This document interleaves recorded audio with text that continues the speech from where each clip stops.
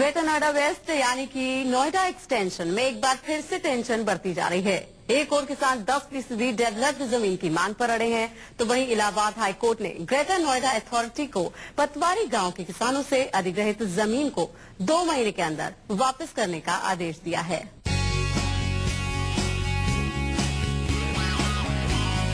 Delhi NCR का Noida extension, जो कि अब ग्रेटर नोएडा वेस्ट के नाम से जाना जाता है, एक बार फिर से विवादों में उलझता जा रहा है। ग्रेटर नोएडा वेस्ट यानी कि नोएडा एक्सटेंशन और विवादों का नाता चोली दामन का रहा है। एक बार फिर से किसानों ने 10% डेवलप्ड जमीन की मांग रख दी है और ऐसे में अथॉरिटी इस मांग को पूरा करने में समर्थ नजर नहीं आ रहा है। इलाहाबाद हाईकोर्ट के फैसले और किसानों की मांग की वजह से इस क्षेत्र में फ्लैट बुक करा चुके हजारों लोगों की परेशानी एक बार फिर से बढ़ने लगी है। इलाहाबाद हाईकोर्ट ने ग्रेटर नोएडा अथॉरिटी को आदेश दिया है कि वो 2 महीने के अंदर पटवारी गांव के किसानों की जमीन वापस करें, जबकि हकीकत ये है कि इस क्षेत्र में कई डेवलपर्स अपने प्रोजेक्ट शुरू कर चुके हैं, जो कि काफी आगे के फेज तक पहुंच गए हैं। हमारा मांग तो यह आबादी उन्होंने छोड़ी नहीं है। जमीन में उन्होंने अपना जो आबादी की जमीन थी उसमें भी अपना नाम चढ़वा लिया। जिसने मुआवजा भी नहीं उठाया है उसमें भी प्राधिकरण ने अपना नाम दर्ज करवा लिया रजिस्टर में। अब भी काम नहीं रुका है, 2 महीने का इंतजार कर रहे हैं, क्या करना है। इलाहाबाद हाईकोर्ट ने उन किसानों को अथॉरिटी को लेटर लिखने के लिए कहा जिनकी मर्जी के खिलाफ जमीन का अधिग्रहण किया गया है। साथ ही हाईकोर्ट ने ऑर्डर की कॉपी लेटर के साथ अटैच करने को कहा है। साथ ही अथॉरिटी को स्टेटस रिपोर्ट भेजने के लिए कहा है। किसानों की अर्जी पर 19 जुलाई 2011 को हाईकोर्ट ने पटवारी गांव के 589 एकड़ जमीन के अधिग्रहण को अवैध करार दिया था। देखिए, जो नोएडा की ज्यादातर इश्यूज है नोएडा एक्सटेंशन वगैरह के एरियाज की, जहां पे एक्विजिशन से रिलेटेड डिस्प्यूट्स चल रहे हैं, वो मामला जो है कोर्ट्स में सब जुडिस है और जो भी कोर्ट से ऑर्डर्स आएंगे उन्हीं ऑर्डर्स का पालन होगा। हाईकोर्ट के फैसले के बाद इस एरिया में फ्लैट बुक करा चुके लोगों में मायूसी फैल चुकी है। किसानों के अनुसार इस एरिया में फिलहाल Amrapali, Supertech, RG Homes, Patel और निराला जैसे डेवलपर्स के प्रोजेक्ट हैं, जिसमें सैकड़ों लोग फ्लैट बुक करा चुके हैं, जो कि अब परेशान हैं। लैंड जो है जो कि इन्होंने एक्वायर किया हुआ है उनको सरेंडर करना पड़ेगा या फिर उसका जो है कितना टाइम लगेगा पूरा लैंड जो है इनके पास आ जाए, तो ये एम्बिग्यूटी रहेगी। तो मेरी जो एडवाइस होगी इन्वेस्टर को, पहले अपना जो इन्वेस्ट करने से पहले एक तरीके से पूरी ड्यू डिलिजेंस किया जाए कि पूरा का पूरा जो भी डेवलपर की आप इन्वेस्ट कर रहे हो वहां पे जो है पूरा का पूरा इनका जो लैंड है कोई इनकम्बरेंस नहीं है, कोई डिस्प्यूटेड नहीं है। पटवारी गांव के अलावा ग्रेटर नोएडा वेस्ट के दूसरे प्रोजेक्ट्स को लेकर भी असमंजस की स्थिति बरकरार है, क्योंकि जिन किसानों का जमीन अधिग्रहण हुआ वो अब 10% डेवलप्ड जमीन लेने की अपनी पुरानी मांग पर अड़े हुए हैं। इलाहाबाद हाईकोर्ट के फैसले के बाद एक बार फिर से हजारों लोगों के घरों का सपना अधर में लटक गया है। इलाहाबाद हाईकोर्ट ने साफ शब्दों में ग्रेटर नोएडा अथॉरिटी को कहा है कि वो पतवारी गांव के किसानों को जमीन 2 महीने के अंदर वापस करे। हम आपको बता दें कि इस जमीन पे फिलहाल 1 दर्जन के करीब डेवलपर्स अपना काम चला रहे हैं, जिसमें करीब हजारों लोग जो हैं अपना घर बुक करा चुके हैं। ऐसे में आने वाले दिनों में उन्हें घर मिल पाएगा या नहीं मिल पाएगा, इस पर संशय बरकरार है। Rajiv Ranjan, Greater Noida, News 24।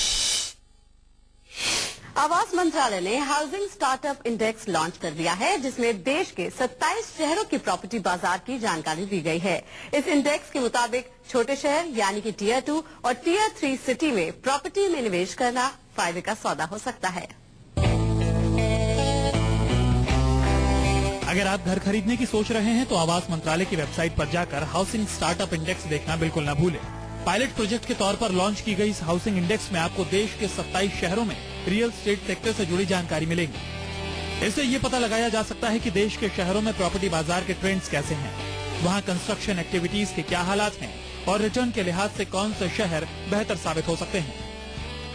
कुछ सिटीज है जहाँ पे हाई प्राइस हाई रिटर्न वाला है, कुछ जो एरियाज है जो लो प्राइसेस पे एंड वहाँ भी हाई रिटर्न्स आने के जो है उसको इन्होंने रेटिंग्स किया गया है। आवास मंत्रालय द्वारा जारी इस इंडेक्स के मुताबिक छोटे शहरों में घर खरीदना निवेश के लिहाज से आपके लिए बेहतर हो सकता है। प्रॉपर्टी ट्रेंड्स की बात करें तो अहमदाबाद, चेन्नई, चंडीगढ़, गुवाहाटी, कोलकाता और गाजियाबाद जैसे शहरों में 80% तक मल्टी स्टोरीज अपार्टमेंट पॉपुलर हैं, जबकि लखनऊ, सूरत, बेंगलुरु, कोयम्बटूर, भोपाल और जोधपुर जैसे शहरों में बंगलों, विलास और इंडिपेंडेंट हाउस का चलन इस समय ज्यादा है।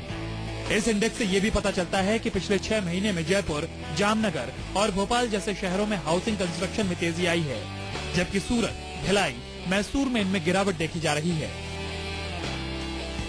रियल एस्टेट बाजार पिछले कुछ समय से सुस्ती की चपेट में है। कई बड़े शहरों में प्रॉपर्टी बाजार ठप हो चुका है। महंगाई, भ्रष्टाचार और बढ़ती EMI का बोझ झेल रहे ग्राहक प्रॉपर्टी में निवेश करने से बचते दिखाई दे रहे हैं। साथ ही कई बड़े शहरों में प्रॉपर्टी के दाम आसमान पर पहुंच चुके हैं, जिसके चलते लोगों का घर लेने का सपना केवल सपना बनकर ही रह गया है। यही वजह है कि अब लोगों का बड़े शहरों की प्रॉपर्टी में निवेश करने से मोह भंग होता जा रहा है। राजीव रंजन के साथ सावन Sharma, Delhi, news 24।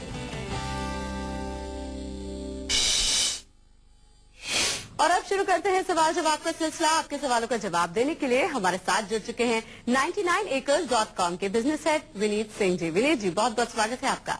Thank you. सबसे पहला ईमेल हमें भेजा है नवांकुर सूद हैं नोएडा से। इन्होंने 2012 में मोहाली के सेक्टर 125 में SBP होम्स में 30 लाख में एक फ्लैट खरीदा था, लेकिन प्रॉपर्टी के रेट नहीं बढ़ रहे हैं। इस प्रॉपर्टी से इन्हें 6500 रुपए रेंट भी आ रहा है, जबकि 16 लाख लोन इनका भी बचा हुआ है, जबकि 20,000 रुपए रेंट पर ये नोएडा में रहते भी हैं। ये जानना चाहते हैं कि मोहाली का फ्लैट बेचकर नोएडा में इनको फ्लैट खरीदना चाहिए या फिर नहीं। नवांकुर जी, आपका जो घर है वो 30 लाख का है, जिसमें 16 लाख रुपए आपको अभी लोन चुकाना है। आपको 6,500 रुपए का रेंट आ रहा है। सो अगर आप ये घर बेच भी देते हैं तो आई थिंक आपके पास कुल मिला के मुश्किल से 15 लाख रुपए हाथ में आएंगे, क्योंकि बाकी आपका लोन चुकाने में चला जाएगा। और अभी मार्केट मंदा है मोहाली का, तो आई डोंट नो कि आपको किस किस्म का रेट मिलेगा या कैसा प्रॉफिट आप बुक कर पाएंगे। और डिपेंडिंग अपॉन कि आपकी कैश फ्लो सिचुएशन कैसी है, कि आपको एक थोड़ा मार्केट रिसर्च करना पड़ेगा नोएडा में कि आपको कितना बड़ा घर चाहिए और किस और कहाँ पे घर चाहिए नोएडा में, क्योंकि नोएडा में अभी मार्केट मंदी में है, बट रेट उतने कम हुए नहीं है। और अगला सवाल हमसे पूछ रहे हैं पंकज त्यागी हैं गुड़गांव से। जी पूछे अपना सवाल। मैं न्यू गुड़गांव में 3 BHK फ्लैट खरीदना चाहता हूँ। मेरा बजट 1 करोड़ रुपए है। बेहतर ऑप्शन क्या हो सकता है? देखिए पंकज जी, अब आपने ये स्पेसिफाई नहीं किया है कि आप नए प्रोजेक्ट में इन्वेस्ट करना चाहते हैं या अंडर कंस्ट्रक्शन में पुराने प्रोजेक्ट में रीसेल में इन्वेस्ट करना चाहते हैं। और या पुराने प्रोजेक्ट में भी आपको कुछ प्राइमरी ऑप्शंस मिल सकते हैं, जहां पे आपको सबवेंशन की स्कीम्स मिल सकती हैं बिल्डर से कि आप 20, 25, 30% दीजिए, बाकी आप फाइनेंस करा लीजिए और बाकी पोजेशन में या 3 साल या 2 साल का आपको एक इंटरेस्ट सबवेंशन प्लान मिल जाए।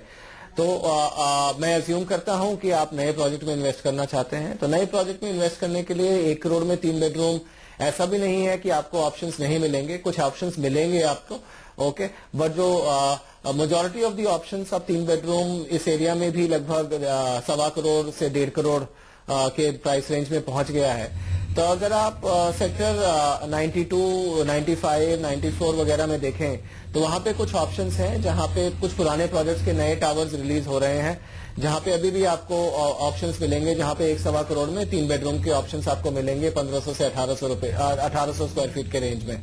तो पंकज जी, उम्मीद करते हैं कि आपको अपने सवाल का जवाब मिल गया होगा। अगला सवाल हमसे पूछ रहे हैं रोहित पवार हैं पुणे से। जी क्या जानना चाहते हैं आप?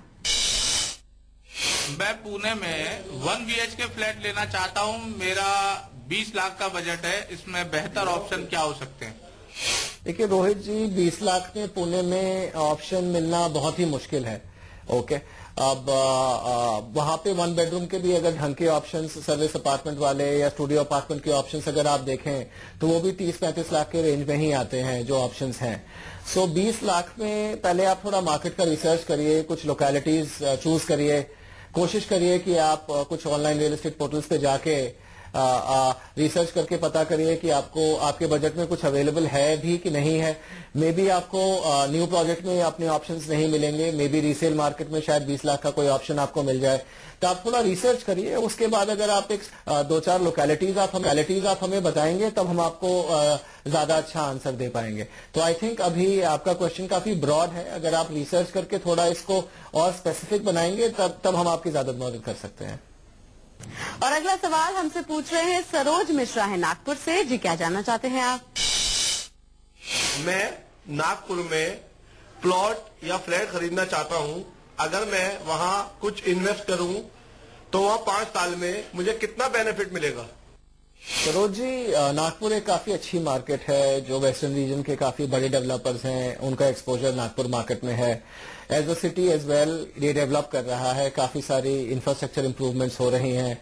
हमने डिसेंट प्राइस अप्रिसिएशन भी इस मार्केट में देखा है।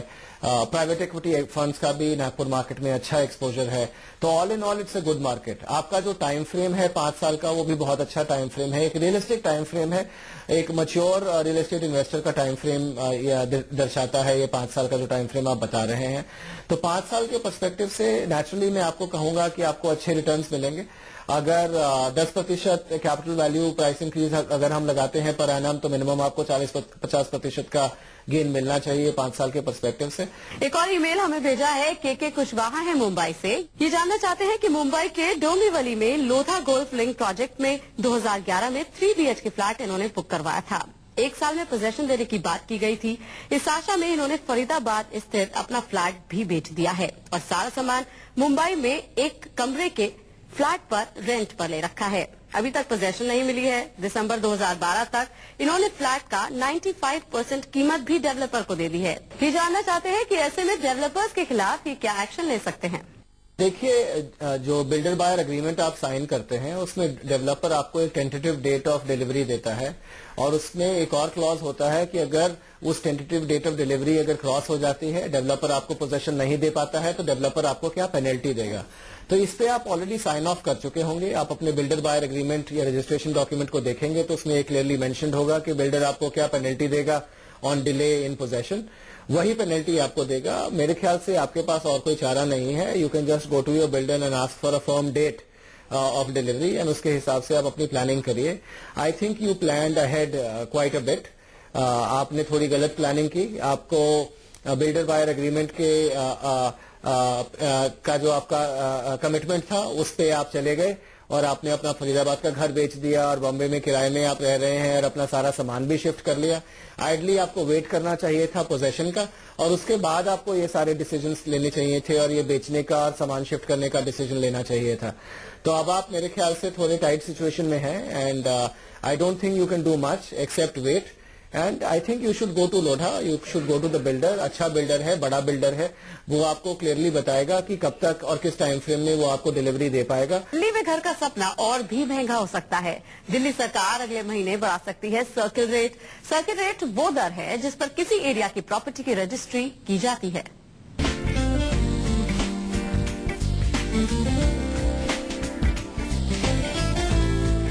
राजधानी दिल्ली में अगले महीने से घर खरीदना हो सकता है महंगा, क्योंकि अगले महीने से राजधानी में सर्कल रेट्स बढ़ाए जा सकते हैं। अगर सर्कल रेट बढ़ाए गए तो राजधानी में मकान लेना और बेचना और भी महंगा हो जाएगा।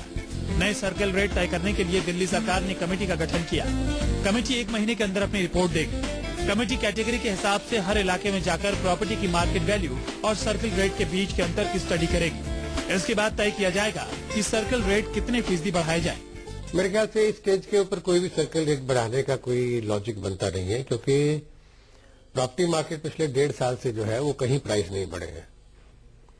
सर्कल रेट तो आपको तब बढ़ाना चाहिए जब प्रॉपर्टी के प्राइसेस बढ़ रहे हैं, उसको कोरस्पॉन्डिंगली मैच करने के लिए आप सर्कल रेट बढ़ा रहे हैं, तो नॉट राइट टाइम। जानकारों के मुताबिक राजधानी में फिलहाल प्रॉपर्टी के मार्केट रेट और सर्कल रेट के बीच 200% तक का अंतर है। राजधानी में पिछली बार 2012 में सर्कल रेट बढ़ाए गए थे। 2007 में सर्कल रेट के लिए 8 कैटेगरीज बनाई गई थी। एमसीडी पहले से ही इस कैटेगरी के हिसाब से प्रॉपर्टी टैक्स ले रही है। सर्कल रेट के लिए ए से लेकर एच तक की कैटेगरी बनाई गई है। ए कैटेगरी में सर्कल रेट सबसे ज्यादा है। पुराने सर्कल रेट में ए कैटेगरी की कॉलोनी जैसे वसंत विहार में सर्कल रेट 6,45,000 प्रति वर्ग मीटर के हिसाब से तय किए गए थे, जबकि यहाँ पर मार्केट रेट के हिसाब से रेट देखा जाए तो यह 12 लाख प्रति वर्ग मीटर है। रेट में करीब 200% का अंतर है। प्रॉपर्टी के सर्कल रेट और मार्केट रेट में अंतर होने के कारण दिल्ली सरकार के रेवेन्यू डिपार्टमेंट को भी काफी नुकसान होता है। प्रॉपर्टी की वैल्यू कई गुना होती है और उसकी रजिस्ट्री सर्कल रेट के आधार पर कम कराई जाती है। इससे ब्लैक मनी को भी बढ़ावा मिलता है। नए सर्कल रेट में ब्लैक मनी के फ्लो को भी कम करने के कारण मार्केट रेट और सर्कल रेट के अंतर को कम करने की सिफारिश की जा सकती है।